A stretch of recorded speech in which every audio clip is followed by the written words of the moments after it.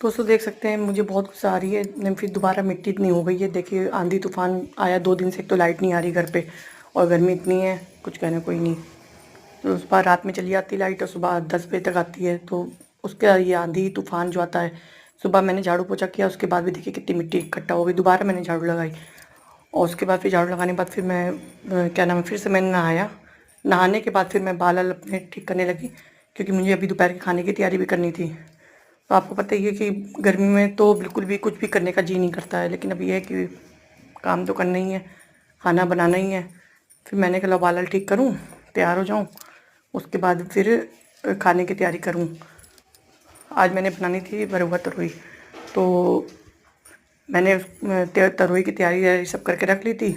मैंने कहा कि जब मैं तैयार होकर फिर मैं खाना बनाने की करती, क्योंकि मेरे हस्बैंड कह रहे थे बना के रखना, आज दोपहर में मैं आऊँगा तो ये तरोई भरुआ रोटी चावल सब बना के रखना, तो मैं खाऊँगा आके।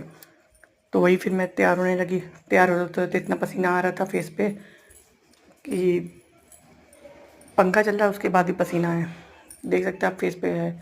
गर्मी लग रही थी तब भी, लेकिन मेरे एक तो शाम को मेरी नंद ने भी आना है आज, तो अभी हमने कहा दोपहर में सारा काम निपटा लूँ, क्योंकि शाम को फिर वो आएंगे तो उनके पास ही बैठना होगा।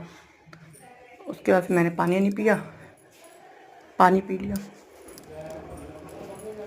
फिर मैंने देखिए खाना बन तैयार है, अब देखिए मैं खाने जा रही हूँ। हस्बैंड को भी खाना दिया, मैंने भी परसा खाना।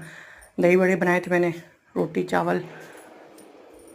और दही बड़े जो थे वो कल के थे, एक दिन पहले के, क्योंकि थोड़े ज़्यादा बन गए थे, तो वही फिर रायता नहीं बनाया था।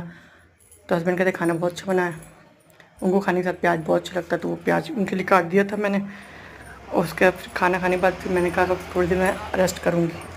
तो फिर मैंने रेस्ट किया, क्योंकि शाम को नंद ने आना था। तो फिर आपको पता ही जब कोई आ जाता है घर पे तो उसके बाद ना बैठो तो भी है, तो इस करके मैं